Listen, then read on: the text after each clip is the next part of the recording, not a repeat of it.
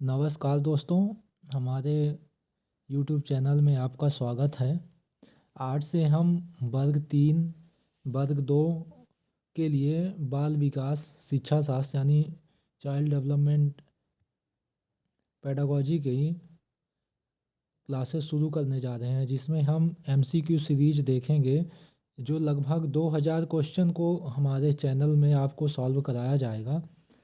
तो डेली इस सीरीज में हम लगभग 10 क्वेश्चन 20 क्वेश्चन करेंगे। तो आइए आज का हम अपना पहला क्वेश्चन देखते हैं और इस सीरीज को जारी करते हैं।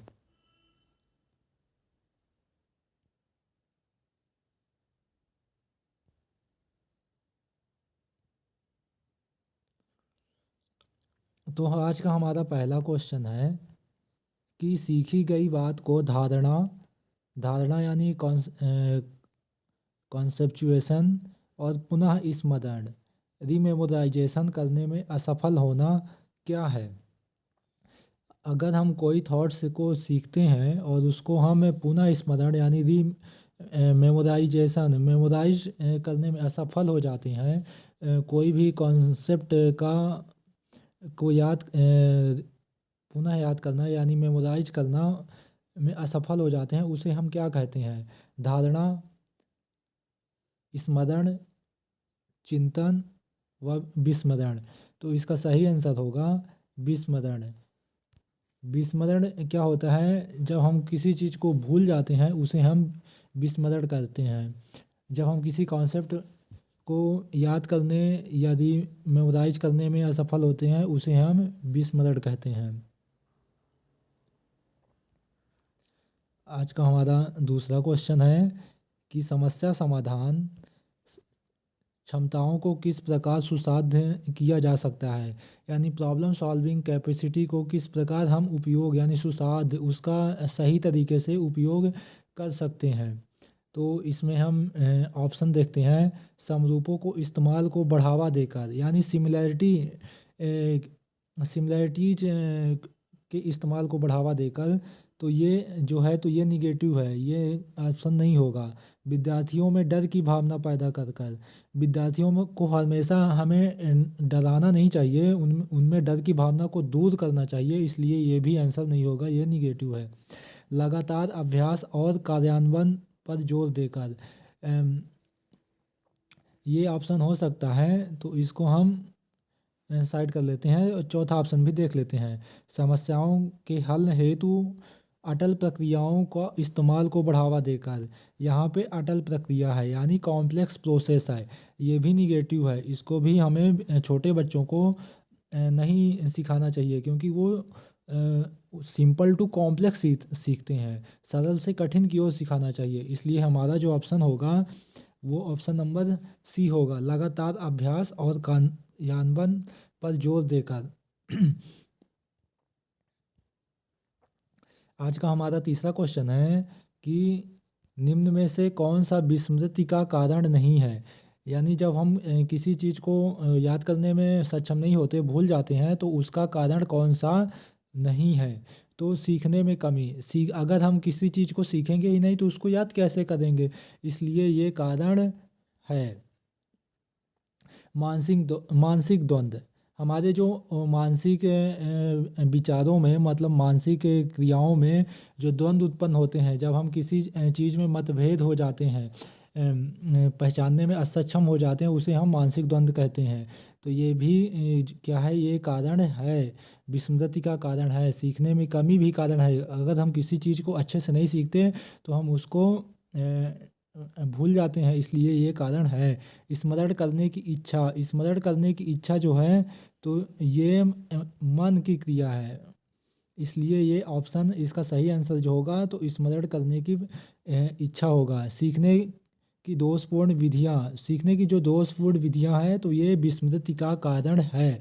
लेकिन स्मरण करने की इच्छा, हम किसी चीज़ को अच्छे से सीख जाते हैं तो उसको अच्छे से स्मरण कर लेते हैं, इसलिए ये स्मृति का कारण है, विस्मृति का कारण नहीं है। तो इसका जो सही आंसर होगा वो होगा ऑप्शन नंबर बी।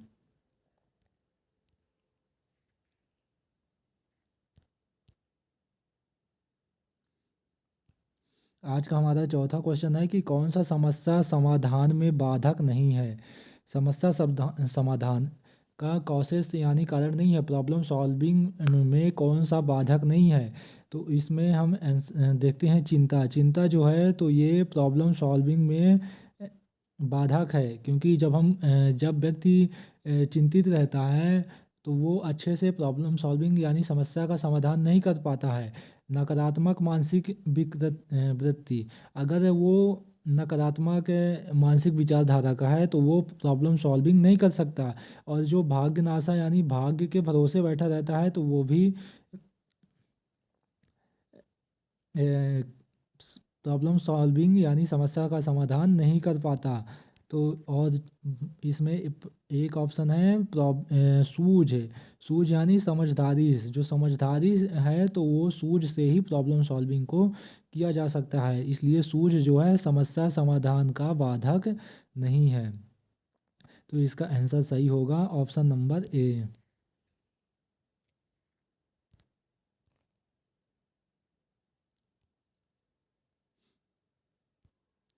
फिर है हमारा क्वेश्चन कि विद्यार्थियों में समस्या समाधान योग्यता के पोषण का एक महत्वपूर्ण तरीका है। यानी जो छोटे बच्चे होते हैं उनमें हम समस्या समाधान की योग्यता यानी कैपेसिटी को कैसे बढ़ा सकते हैं या उनमें ला सकते हैं। तो विमर्शक अभिवृत्ति का निर्माण और उत्प्रेरक करके छोटे बच्चों में अपनी अभिव्यक्ति का निर्माण यानी वो अपने भावनाओं को कैसे अभिव्यक्त कर सकते हैं, ऐसी क्षमताओं को विकसित करके जो समस्या समाधान की योग्यता है उसको बढ़ा सकते हैं। तो ये एक अच्छा तरीका है, तो ये ऑप्शन हो सकता है। उन समस्याओं पर बल देना जो उनके लिए वास्तविक है। बच्चों की जो वास्तविक समस्या है उनको बस नहीं, और भी समस्याओं को बढ़ावा देना चाहिए। ये भी हो सकता है 50-50 अभी चल रहा है। औपचारिक तर्कणा तकनीकी का प्रशिक्षण दे करके छोटे बच्चों में फॉर्मल रीजनिंग का विकास नहीं करते, इनफॉर्मल थिंकिंग का विकास करते हैं। तो इसलिए ऑप्शन नंबर सी है, तो ये ऑप्शन गलत है, निगेटिव है, तो इसलिए ये नहीं होगा।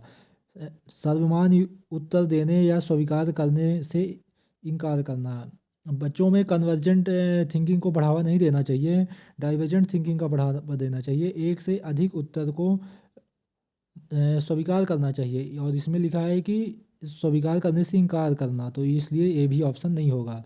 और इसमें अब आंसर देख लेते हैं कौन सा होगा। तो इसमें जो राइट आंसर होगा तो वो होगा ऑप्शन नंबर ए, अभिव्यक्ति। यानी बच्चे अपनी समस्या समाधान की योग्यता अभिव्यक्त करके बढ़ा सकते हैं। आइए आज का हमारा छठवां क्वेश्चन देखते हैं। तो छठवां क्वेश्चन जो है, पूर्व अनुभव के आधार पर संवेदना को अर्थ प्रदान करना कहलाता है। यानी प्री एक्सपीरियंसेस से सेंसेशन करना क्या कहलाता है। तो ये संवेदना, कल्पना, अभिप्रेरणा, प्रत्यक्ष ज्ञान। तो इसका जो सही आंसर होगा वो प्रत्यक्ष ज्ञान होगा, क्योंकि रियल लाइफ ये रियल लाइफ नॉलेज है जो बच्चों को एक्सपीरियंसेस प्रदान करके नॉलेज ज्ञान देता है। तो इसका जो सही आंसर होगा तो वो होगा option number B, real life knowledge.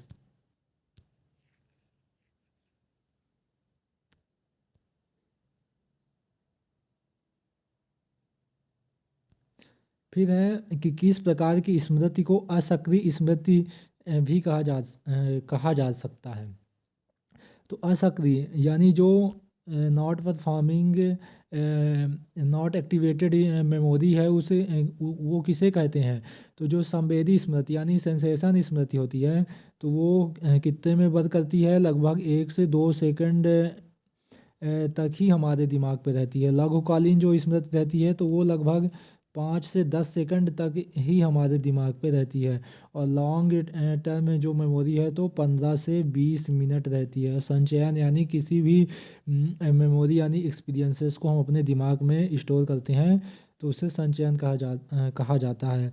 तो इसमें पूछा है कि असक्रिय स्मृति किसे कहते हैं, तो असक्रिय स्मृति जो है तो दीर्घकालीन स्मृति को असक्रिय स्मृति कहते हैं।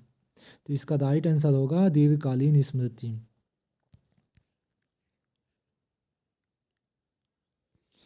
अब है हमारे 8वां क्वेश्चन है हमारा कि हमारी स्मृति में का कौन सा हिस्सा हमारे जीवन में घटित घटनाओं का भंडारण करता है। तो जो हमारे जीवन यानी लाइफ के जो रियल लाइफ एक्सपीरियंसेस है तो कौन उसको भंडारण करता है, तो इसमें जो है तो इसका सही आंसर होगा प्रासंगिक स्मृति। प्रासंगिक स्मृति जो है तो ये हमारे स्मृति का एक हिस्सा है जो हमारे रियल लाइफ एक्सपीरियंसेस को हमारे दिमाग में या स्मृति में भंडारण करता है।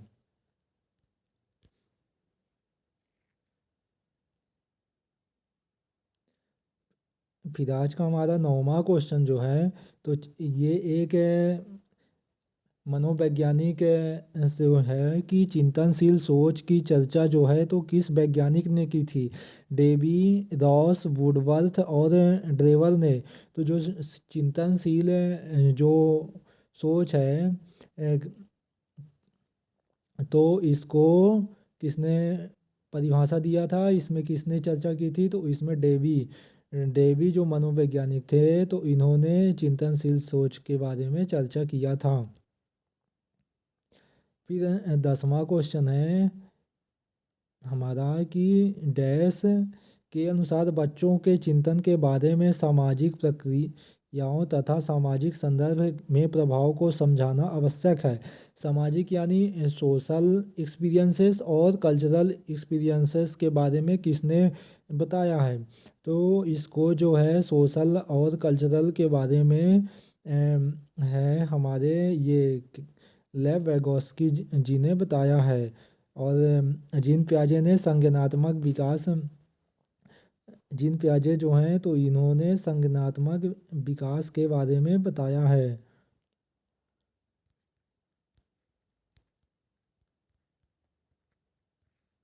संज्ञानात्मक विकास के बारे में किसने बताया है, तो ये जीन पियाजे ने बताया है। लेकिन सामाजिक यानी सोशल थ्योरी किसके बारे में किसने बताया है, तो ये लेव वैगोस्की ने बताया है।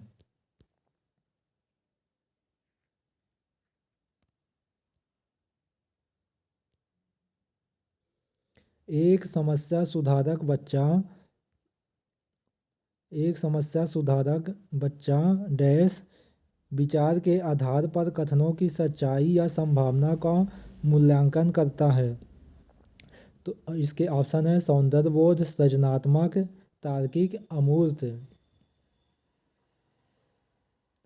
जो प्रॉब्लम सॉल्विंग बच्चा है अगर कोई, तो वो निम्न में से किस कथनों की सच्चाई पर अपना जो मूल्यांकन करता है, तो इसका आंसर जो होगा सही तो वो है तार्किक यानी लॉजिकल।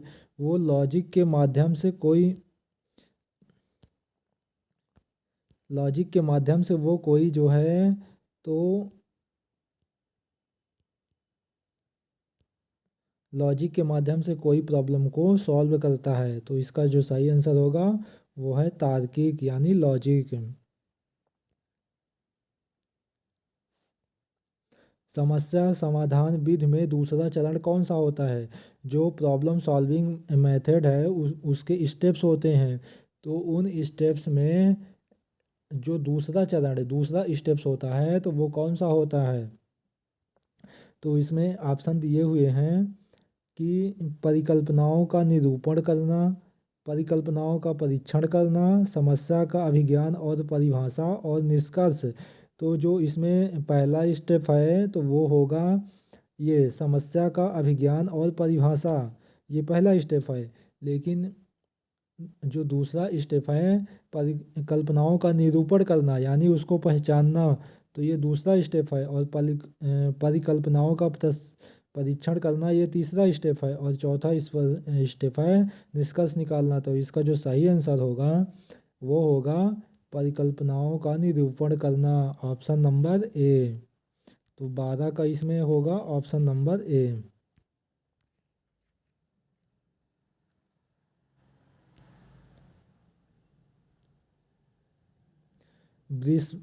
विस्मृति कम करने का उपाय है।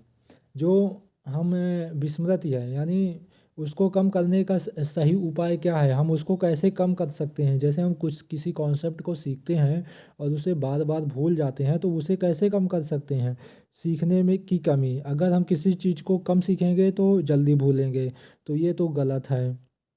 सीखने की त्रुटिपूर्ण विधि, अगर हम गलत प्रकार से सीखेंगे तो गलत जल्दी भूलेंगे, तो ये भी ऑप्शन सही नहीं है। तो पाठ की पुनरावृत्ति, यानी पाठ को बार बार दोहरा करके हम किसी चीज़ को लंबे समय तक याद कर सकते हैं। तो विस्मृति कम करने का जो सही कारण है तो वो है पाठ की पुनरावृत्ति। लास्ट ऑप्शन देख सकते हैं कि स्मरण करने में कम ध्यान देना, अगर हम किसी चीज़ में कम ध्यान देंगे तो वो इस जल्दी भूलेंगे, तो ये भी ऑप्शन गलत है। तो इसका सही आंसर जो होगा तो ऑप्शन नंबर सी होगा।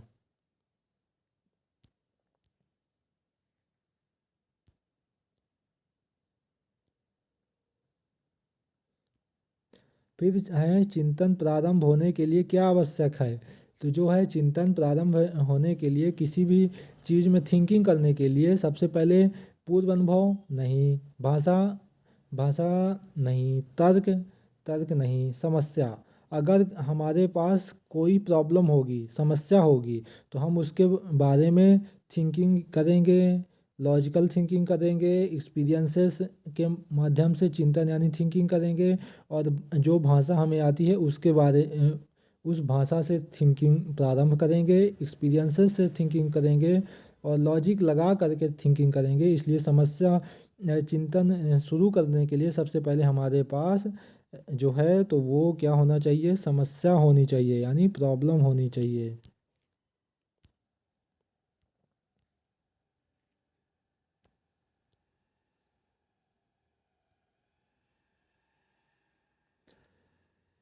फिर आज का लास्ट क्वेश्चन जो है, तो यदि कोई शिक्षिका चाहे कि उसके विद्यार्थी समस्या समाधान कौशल प्राप्त कर लें, तो विद्यार्थी को ऐसे क्रियाकलापों को लगाना चाहिए जिनमें वो हो। प्रत्यय स्मरण, रटना और समझना। इसमें हम रोट मेमोराइजेशन को बढ़ावा नहीं देते छोटे बच्चों में, तो ये निगेटिव है, इसलिए ये आंसर नहीं होगा। बहुविकल्पी प्रश्नों वाले स्तरीकृत कार्यपत्रक, छोटे बच्चों में बहुविकल्प के ऑप्शन को नहीं रखते हैं, वहाँ उनके एक्सप्लेनेशन यानी विस्तृत वाले ऑप्शन रखते हैं, तो ये भी नहीं होगा।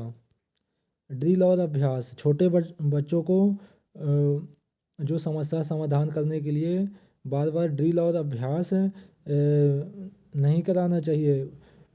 इस ड्रिल से जो है तो रोट मेमोराइजेशन का बढ़ावा मिलता है, इसलिए ये भी निगेटिव है। तो इसका जो सही आंसर होगा तो पूछना, तर्क करना और निर्णय लेना, बच्चों में लॉजिकल थिंकिंग को बढ़ावा देना चाहिए।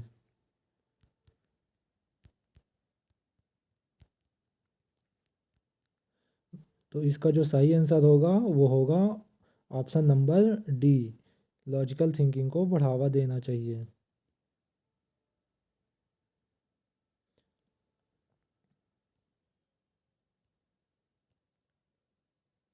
तो बच्चों आज के ये हमारे 15 जो क्वेश्चन हैं तो सीडीपी के सब्जेक्ट के हैं। इसी तरह डेली सीरीज चलेगी। आज ये हमारी पहली सीरीज है, कल दूसरी सीरीज रहेगी एमसीक्यू की, जिसमें भी हम 15 क्वेश्चन करेंगे सीडीपी के। तो आप सभी लोग हमारे यूट्यूब चैनल से जुड़िए और वर्ग 3 की तैयारी करिए। इसमें हम डेली जो है सीडीपी के क्वेश्चन को सॉल्व कराएंगे।